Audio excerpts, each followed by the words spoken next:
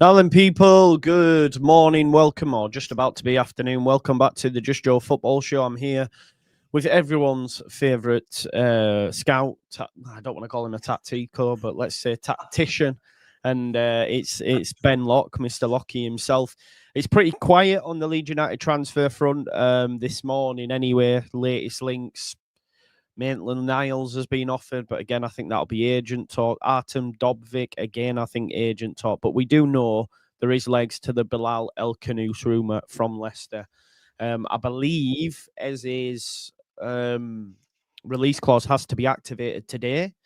So we'll see if Arsenal do bits with that. If they do, then that might mean Palace get a run at Bilal El Khannouss. But hopefully they don't, and Leeds United get a free run themselves. But I do think there'll be many clubs in for him. And if I'm a betting man, I'll probably say we don't get him. But I would love him. So I thought we could talk to Lockie and find out what he believes his best position is. Because obviously, would he be coming in as a 10? Would he play on the left of a midfield 3? So we'll talk about that. And just where Leeds United's next steps are, really, folks. We've obviously been linked to James Justin. Not from many credible sources, I must say. And obviously, there's still the Rodrigo Muniz saga.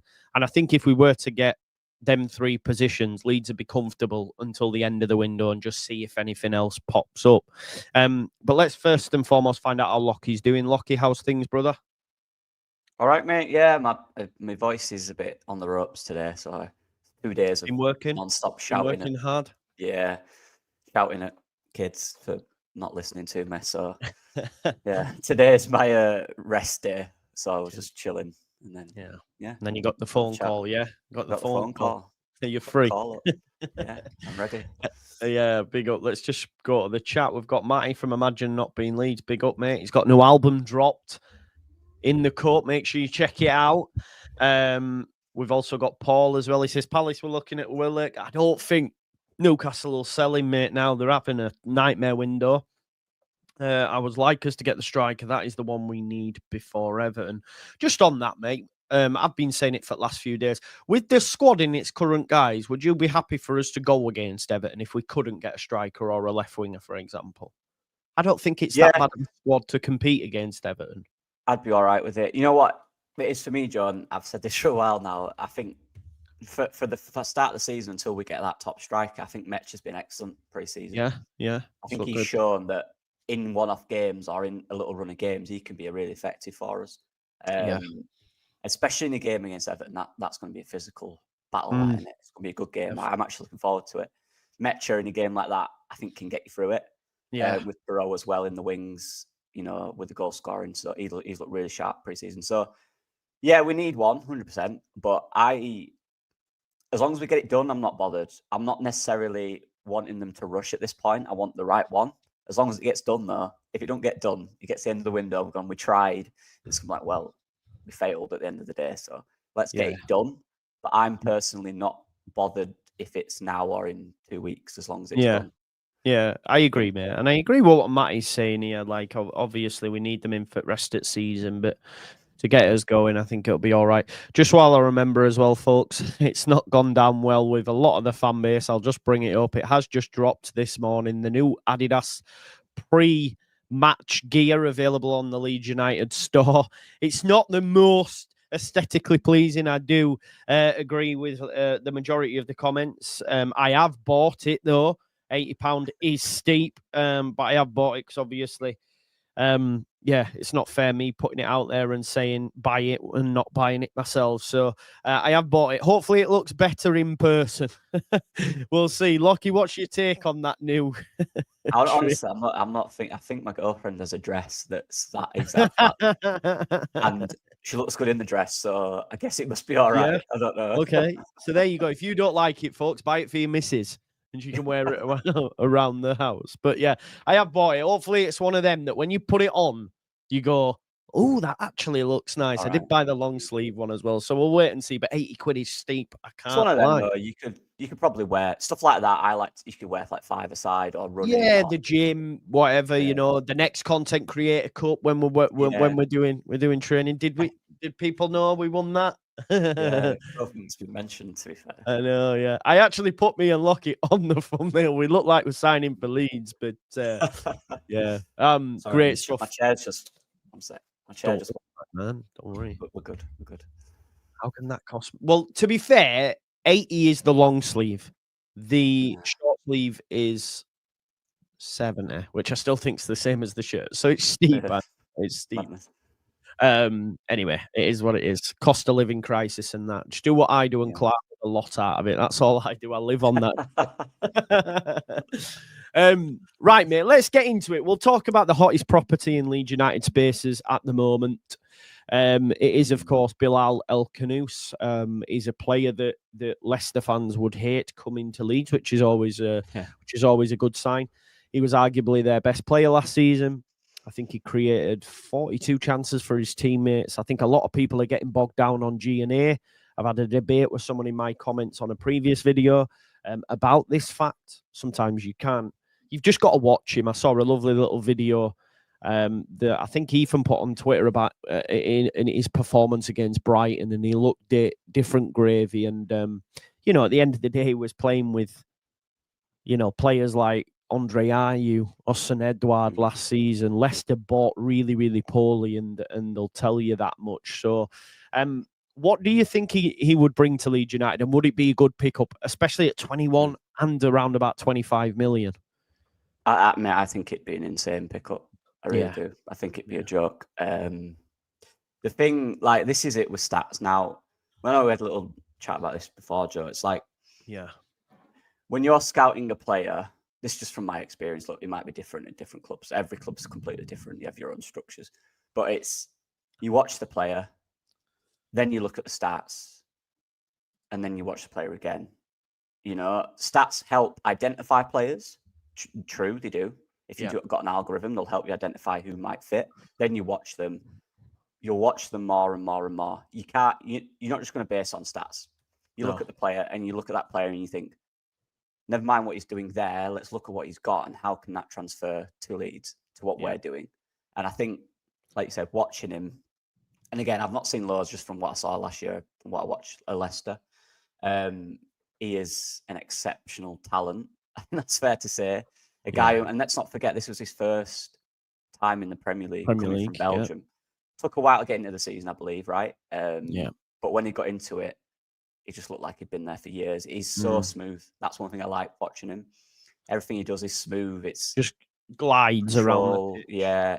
One thing I love about him, a little detail I saw, every touch seems to have a point. He doesn't just drive with it. His touch, I was watching the clips that Ethan put up. Like, every touch, right, this touch is going to go in front of the defender, so you can't get around to it. This touch is going to put the defender on his backside. You know what I mean? This touch will go inside. Every touch, there's thought process behind it. So he's not someone that's probably going to, again, have thousands of touches in a game, but every touch he'll have will be important. He's that type of player for me. He looks like someone who, with quality around him, can absolutely thrive. Yeah, I think that's the key point here, isn't it? That if he's playing deeper, for example, he's got some great long-range passes on him as well. If he's able to beat a man in the middle of the park, and then he has runners ahead of him, the likes of Ramazan, Dan James especially, if he's able to put them balls on a sixpence for someone like him, like you say, I think it's underrated. I love a player that their first touch always is into space, away from their opponent. I think we saw that with, I think it was Diarra that you showed, or it might have been Siddiqui, or it might have been, just that. Even whenever the ball comes, it just impresses me so much. The ball, I tell you, was really good at it. Sanchez, Sanchez in our game. Like, as soon as the ball comes in, if there's a player here, they go left and turn away from the play, just to create space. And I think, because we watch top-level footballers in the Premier League, we think it's just like, oh, well, that's standard behaviour, but it's a really good skill. And if he can beat a man in the middle and spray a pass over the top for some of the others, it's thing. And you know what I found quite interesting as well, mate? He's in the top 9 percentile for tackles on FB Ref as well. So he likes to put it about, which when you look at him, you might look at his stature and say, oh, he's lightweight like an Aronson, but even his aerials are like 26%, which isn't bad for a guy of his stature, I don't think. And I was speaking to Lockie yesterday, and he said he does play in as an 8 like deeper for Morocco alongside what's the other lad we Amrabat. Amrabat, yeah. And I think, do you remember when we were linked to Hunahi? Yeah. I think he plays in the midfield with them folks as well. So nice. do you think that's like, where would you think he would fit at Leeds United if he was to come in? Because there's debates over, is he a 10? Would he play on the left? You know? I think just for that, the player that he reminds me of from our scouting videos is probably Zalazar the most, Rodrigo Zalazar. Just that nice mix of tenacity, ability to, again, play higher and deeper, good touches, good ball control, stuff like that. Oscar made this point online, big up Oscar. He mentioned similarities, like you said, with his touch to Pablo. Yeah. And you can see that every touch Pablo had, you could tell there was a purpose behind it, wasn't there? So you can definitely see the similarities in that sense. For me, mate, I do believe he's better as an 8, which brings the question as to where would he fit in Leeds United. Do you know what? I don't know if you've had a look at FB Ref Locker, but statistically, the players that he's similar to on FB Ref, right, is Matthias Fernandes at Southampton, John McGinn at Aston Villa, Decore at Everton, Cooper Miners at Juve, which tells me that's not like an out-and-out 10. That's not a left winger as per se. And again, like when I was talking about the number of aerials won, for percentage of dribblers tackled is in the top 14%. So that's, again, impressive. He does like to hassle. He does like to hurry. He does win the ball back, and for a player, I think he would really add something if he was to operate on the left of a free. I think it would work. You could be looking at, Anton Stack, Tanaka, Khannous. You've got but then again, am I looking at that and saying we're leaving ourselves with far too many options in midfield there, because you've still got Aronson, you've still got Gruev on the periphery there as well? Yeah, but this is it, mate. Some could still go near the end of the window. 1 or 2 could go on loan, maybe potentially. When Farke sees the squad, you might think, right, you can go on loan potentially. But yeah, I just think as an 8, what we have is excellent. I love our midfield, I do. Yeah. But I still go back to our scouting report video where I still think we need a creator in there. That hasn't changed. I still think we do. Yeah. Whether that was the 10 or whatever, we still need a creator in our team. For me, I don't think we have one, like a pure creator. And I think he would be that. And from midfield, like you said, we know Farke likes his midfielders to be good defensively. And if he's got them defensive numbers with creativity, Farke's looking at going, get me that player. We need that player. So the dynamic's interesting. I think variety and versatility are 2 words that kind of suit him, I think. He's the type of player that probably could play out wide as well. He's got all the attributes. I don't think he'd suit our wide. I think we need runners, but he could do that. But for me, as an 8, for us, just being creative in there would be it'd be perfect, honestly. It really would. But yeah, there's a lot of questions about our midfield at the moment. Good questions, not bad ones. The shape. I think, again, changing formation might happen. Yeah. We can go 4-3-3. We can go 4-2-3-1 if we need to. We have if we brought him in, we'd have the variety to do that. 100%. And I still think there's a place for Aronson. I think Aronson will tell you he believes his best position is as an 8. Be it on the right of that. I'm not sure. I still think there's a position in there for him. And the reason I mentioned that is obviously just based on Chris Allen's comment about 6 options with Stack and Ampadu, and then we have dual 8 options, our Longstaff, Bilal. Where would Gruev fit? I think he would be classed as an 8, really, under Farke. That's where we've seen him predominantly, I think. Would you say? It depends what we play. If we play a 4-3-3 with 2 deeper, then you could argue we've got Stack, Gruev, and Tanaka, maybe. Tanaka would be more the 8 with Longstaff, I'd say, in that team, with an Aronson maybe. So, and then you need 2 of them. So we might play with 2 deeper or 2 higher, 2 8s or 2 6s. I don't want to confuse them. But, so it depends, mate. So I think Farke needs to know first before we can. Yeah, that's the thing, isn't it?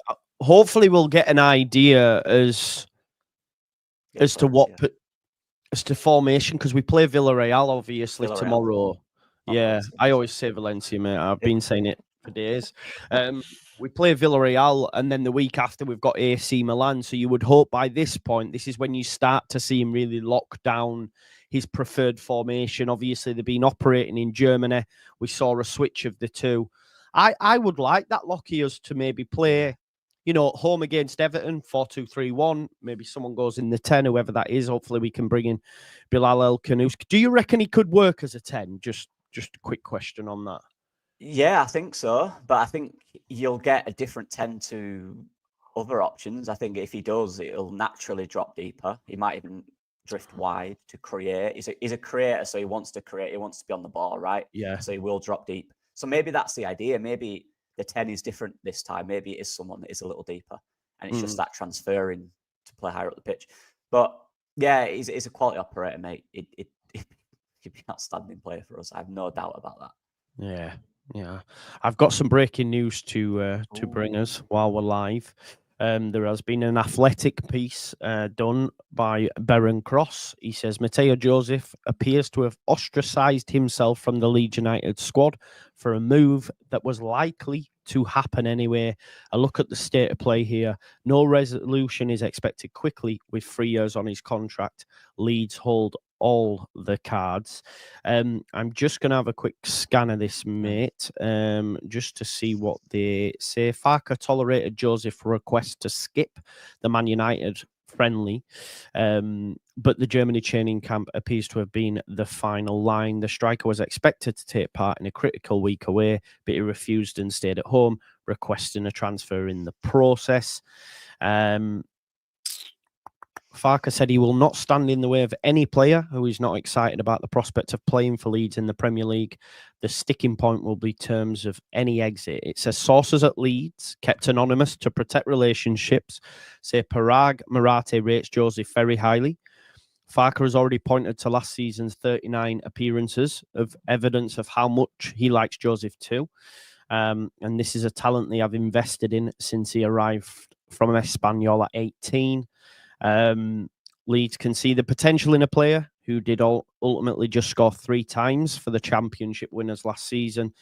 That is why a loan offer with a pre-agreed permanent option does not suit them. So it looks like they do not want a permanent. Real Betis are understood to have had 10 million offer not back in January.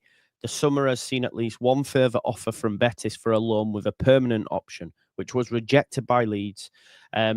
He is not for sale, as consistently said by Leeds, which does surprise me if I'm being totally honest. Joseph's new public stance may soften United's resolve, but he will not be allowed to leave cheaply. Parties on all sides of the saga, including Leeds, Betis and Joseph's reps, agreed this will not be resolved quickly or easily. Girona are another club with an interest in taking him. A loan with a permanent option would seem to suit Leeds best, though a significant bid for a permanent deal may tempt them too, with the player wanting out. It says United sources kept anonymous to protect relationship do not see a sense in any loan with a pre-agreed option to leave for good in July. If Joseph went on loan to Betis and scored more than 15 goals, his value as a young, improving striker in one of Europe's top 5 leagues would skyrocket. But if Leeds had agreed to a permanent option of 10 to 15 in that scenario, they would severely be out of pocket. With Leeds having 3 years left on the contract, they see no rush or urgency in pushing Joseph out of the door. They are unlikely to object to him playing regularly on the continent, but they want to be masters of their own destiny when it comes to establishing Joseph's real value on the market. So I guess what they're saying is, we will let you leave, but you ain't leaving with a pre-agreed amount, because I hear what they're saying. If we said 15 million and he goes and smashes it, he could be worth double that. So I guess it's in the club's best interest to maybe go loan. I don't know how that works. Would you say? I guess it'd just be a loan, wouldn't it, with a view to him coming back next year, I guess. Yeah, to up his value potentially. Yeah. Well, yeah, this whole situation's really annoyed me, to be honest. It's not the right thing to do. Now, I'm sure he's young. He's not 17, but he's still relatively young. At that age, you are. But when I was that age, I was more naive than I am now, but he's been advised poorly. But that's not changed. He's still doing the same thing.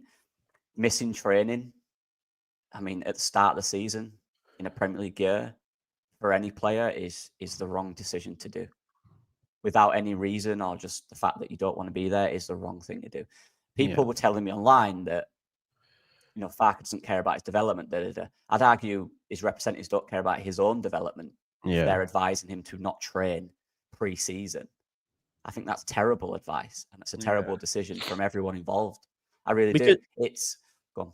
What if, and Leeds will, we've already seen with the Nonto situation, if they don't get what they want, he will stay. So at that point, he's missed the pre-season. He's He's probably not going to get game time for the first team. So then what, like you say, he's messing himself up here. We should have looked at that Nonto situation and gone, do you know what? If I do this, it's probably not going to end up right for me, if that makes sense. Yeah. But relationships in football are massive, mate. If you want a job or you want to go somewhere, having a relationship with someone where you want to go is key. It's so important. And as a young man like him, football it goes so quick for a player. Like this could be 8-9 months of his football career. That could have been a huge year. That could have been massive. Yeah. And because of one decision to not turn up to training, even now, that could affect the next 4 or 5 years of his development. Definitely. Honestly, people are too bothered about, he weren't playing. Look, maybe whether you think you should play more or not, that's not the point. You still turn up to training. You still 100%. Do your job. Yeah. You're part of a team. It's a team game. It's not about you. The biggest thing in football, mate, for me, it's a team game. Everyone forgets that. You help each other through. You turn up. You put it in together. You don't have to like the manager. You don't have to like him. But you go. You do your job for your teammates. And that I hate what's happened. I don't like it. Don't sit right with any player ever. No, I don't like it. Listen, I've not gone nowhere near as hard on the lad as I did with Nonto, for example, last summer when I was calling him a rat, and that's what they are at the time, right? But now look at Nonto. I'm excited for, the season ahead for him. That's why, I'm aware that I like Harrison more than most, or I can tolerate Harrison more than most, but football is a fickle game. If he does stick around and he comes off the bench and he gets us the winner in the game, we'll all be rejoicing, but yeah, it does leave a sour taste in your mouth, especially when I think as a fan base, some might disagree with me here, but I do think we backed him. If I go, Jer did us having pre-season predictions, and the majority of us said, top scorer. I remember replying to, second tiers post saying he'd be top scorer, and he did get backed, and ultimately, I think pressure told for him in the end for Leeds. I think, he missed that chance early doors against Burnley, and it sort of seemed to just downward spiral from there. And then by the end of the season, he was getting usurped by Bamford, who was also deemed, I guess there's the point though, right? Bamford was told, you're not going to be here anymore, but Joseph, they still wanted him to stick around. So I guess that shows they still had faith in him. But I think age, you have a big ego when you're younger and all that sort of stuff. Arrogance, I guess you have to have a type of arrogance to be a footballer, especially as a striker. So all these factors come into play. And then, like you say, if he's been mismanaged, that doesn't make for great reading either. What I do like is how our club now, after that previous mess-ups under the previous ownership, they won't be taken for mugs. So I could see a world in which he's still a Leeds United player come 1st of September, if I'm honest. Yeah, it's confidence, arrogance, whatever it is. Yeah, there's still no reason to not turn up to training. That's when it's too much about this. This is about me. Look, 100%. Your career would not be any worse if you'd have turned up to training right now. Exactly, you wouldn't be in a worse position. Yeah, you'd be fitter, you'd be sharper. Maybe Farke loved what he saw in pre-season and went, what, I will give you a bit more of a chance. But he's not got that opportunity now because I don't know what happened. Look, talent and all that. I've said this, talent is one thing, but having the maturity to react to bad situations is another. And maybe this will be it. It was for Nonto, we know that. He put his head down since then. He worked hard. Even when he didn't play, he still came on and did his best. maybe this is it, an eye opener for him. Yeah. But it's by far the worst thing any footballer can do, especially at a young age.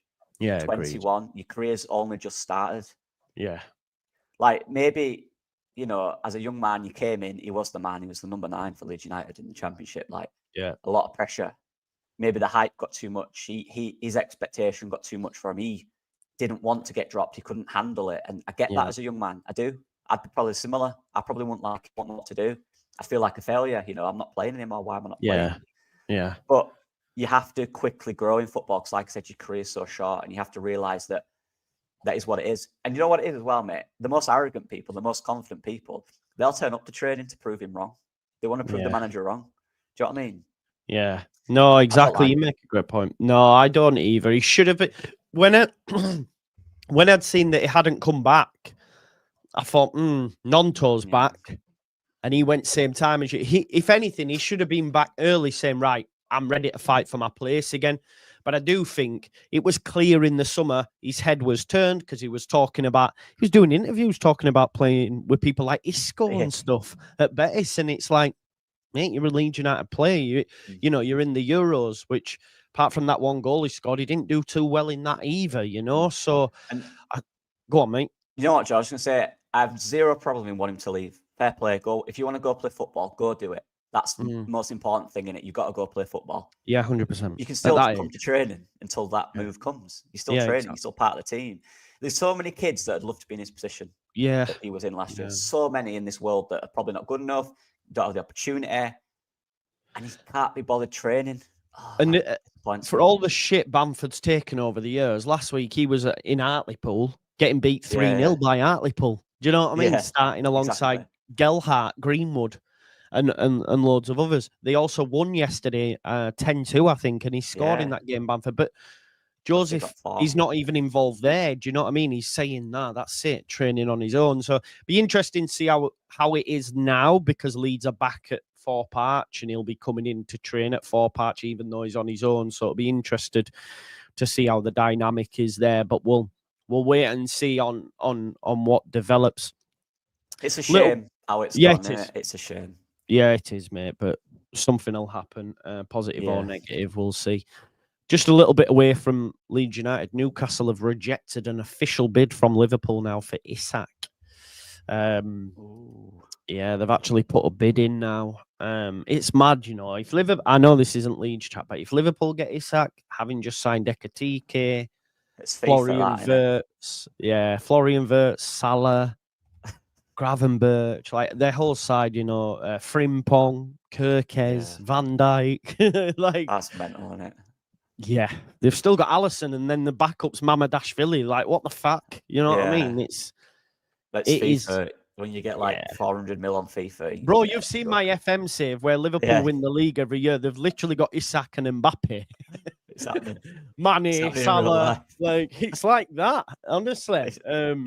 It's madness, isn't it? Yeah, it's mad. Do you know what's exciting me, though, for the Premier League season? Obviously, it's just 17 days away for us now. Liverpool kick off on the Friday against Bournemouth. There seems to be a lack of business from a lot of sides, mate. West Ham haven't really done much. Everton are trying to. They've just had to sell the women's side.